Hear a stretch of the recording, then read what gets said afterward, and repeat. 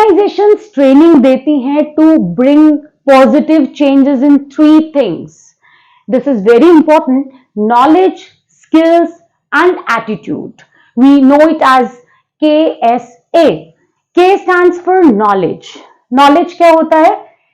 आपको जब कोई चीज की इंफॉर्मेशन दी जाती है, सो आपके पास उस चीज को लेकर नॉलेज आ जाती है.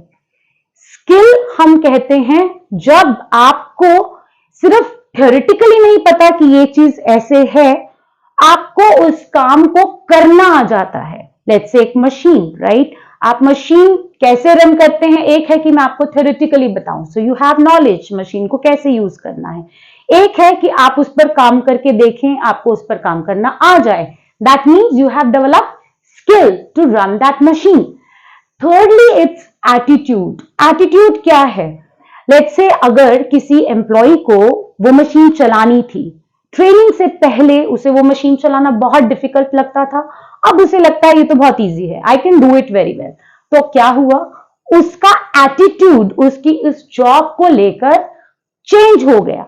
सो कोई भी ऑर्गेनाइजेशन जब ट्रेनिंग देती है या कोई डेवलपमेंट प्रोग्राम कंडक्ट करती है, तो ये बेसिक चीज है जो उसे चाहिए कि एम्प्लॉयज को पता हो क्या काम कैसे करना है, उन्हें वो करना आए, वो स्किल उनके पास हो, और थर्डली उस काम को लेकर उनका जो एटीट्यूड है वो बदले, पॉजिटिव एटीट्यूड जो है वो डेवलप हो.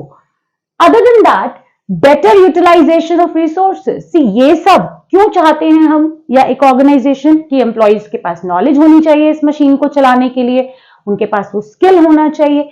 वो इसीलिए चाहते हैं ताकि एम्प्लॉयज जो हैं उनका बेस्ट यूटिलाइजेशन किया जा सके.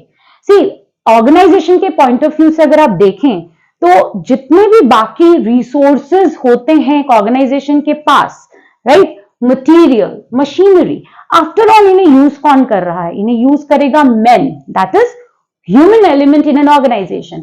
अब अगर इस ह्यूमन एलिमेंट को इन बाकी रिसोर्सेज को यूज ही नहीं करना आएगा, तो ऑर्गेनाइजेशन का पूरा पर्पस उन रिसोर्सेज को ऑर्गेनाइज करने का, उनके लिए अरेंज करने का, वो डिफीट हो जाएगा.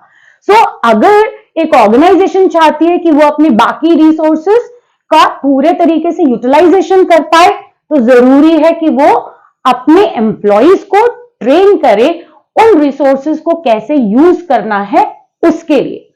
Next is it increases productivity. See, एक ऑर्गेनाइजेशन जब आपको ट्रेनिंग देती है, आपको जब वो काम करना आ जाता है, तो बहुत सारी छोटे छोटे बेनिफिट्स मिलने शुरू हो जाते हैं.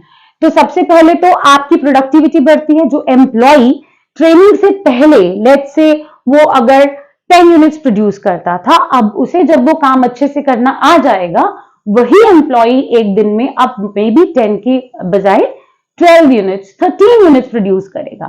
So what has happened? उसकी प्रोडक्टिविटी जो है वो बढ़ गई है.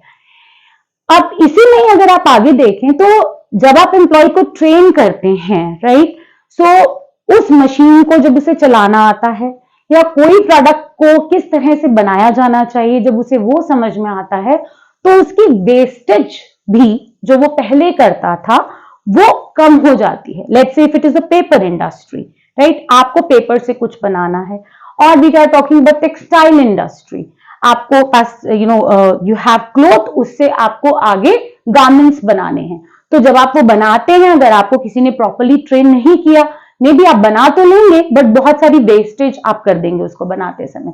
But if you are properly trained, एक बहुत टेक्निकल लेवल पे बहुत अच्छे से अगर आपको ये चीज समझाई जाए, तो क्या होगा? आप वेस्टेज भी कम करेंगे.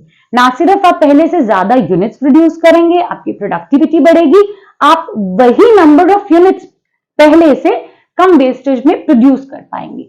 नेक्स्ट इज एक्सीडेंट्स कम होते हैं, particularly industries. If you talk about chemical industry हो गया, कोल माइनिंग है, यहां जब आप एक एम्प्लॉय को ट्रेन करते हैं, उसे समझाते हैं कि उसको वो काम कैसे करना है, सो बहुत ऑब्वियस सी बात है कि आपका एक्सीडेंट रेट भी कम होगा.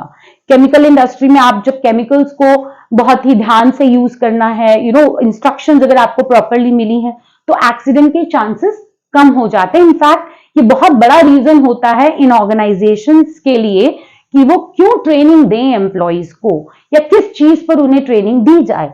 So most of the times you will find reducing accident rate is one of the objectives which they want to achieve when they give training to employees.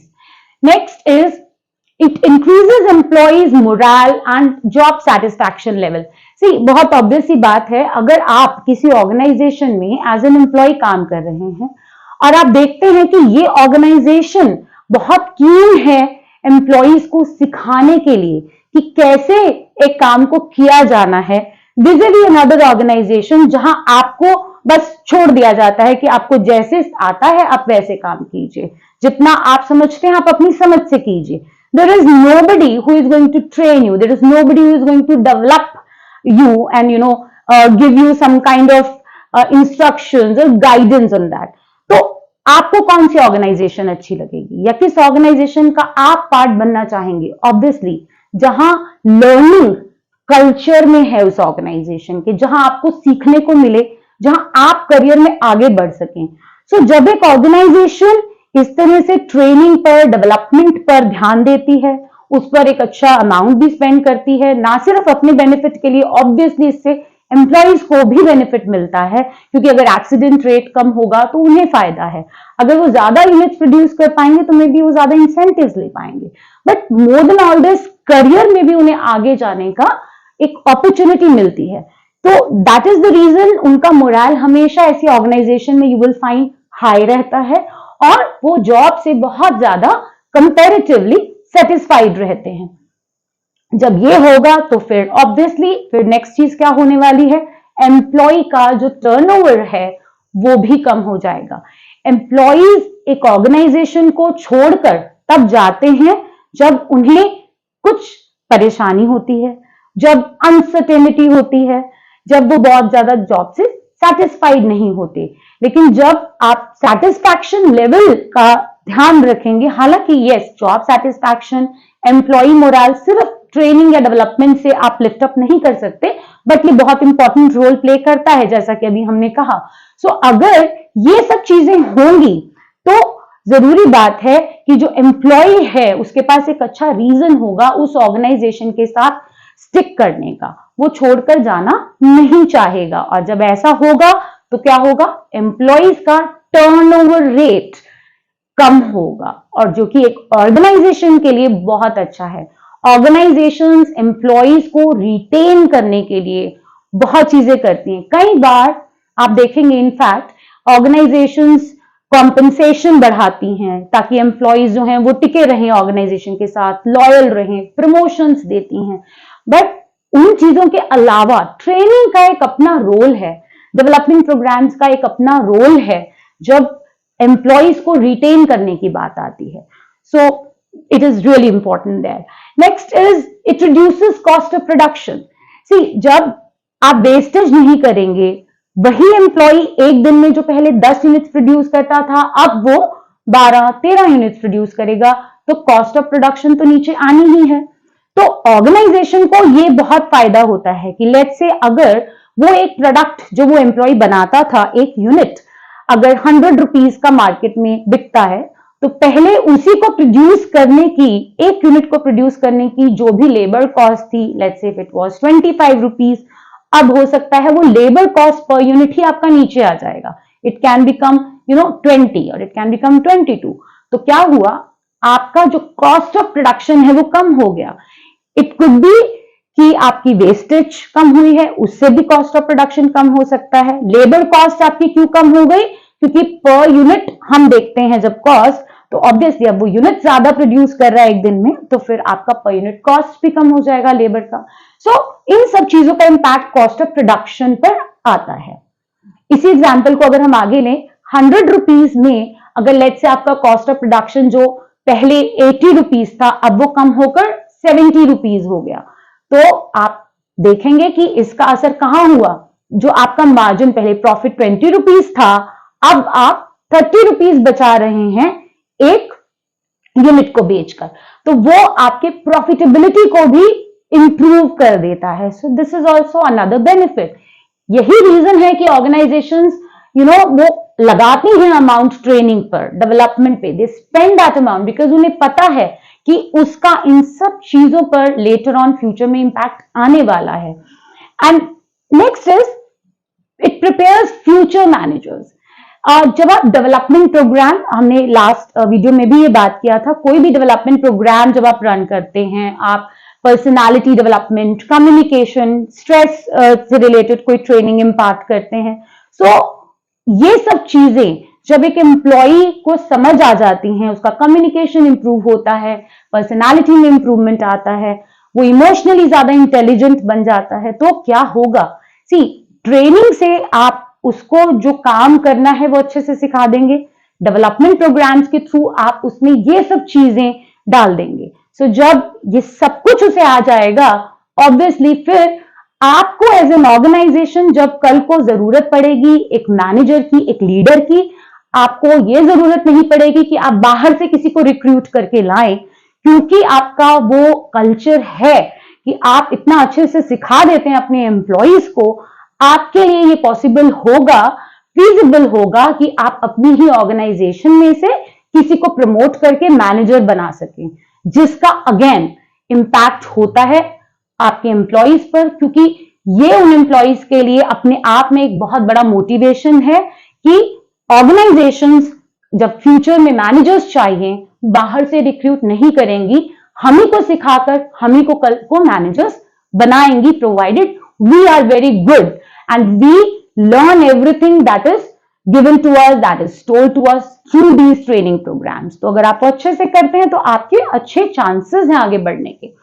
Next is it increases responsiveness to fast changing environment. हम ये बात बहुत बार बोलते हैं कि कोई जो organisations हैं आज की डेट में, आपका एनवायरमेंट स्टैटिक नहीं है, it is very dynamic. When I से डायनामिक, तो एनवायरमेंट में एक चीज नहीं है जो चेंज होती है, बहुत सारी चीजें हैं, राइट? आपकी टेक्नोलॉजी हो सकता है चेंज हो गई, हो सकता है पॉलिटिकल एनवायरनमेंट में कुछ चेंजेस आए, लीगल एनवायरनमेंट में कुछ चेंजेस आए, किसी भी फॉर्म में चेंजेस आ सकते हैं, कंपटीशन में की वजह से कुछ चेंजेस आ गए हैं.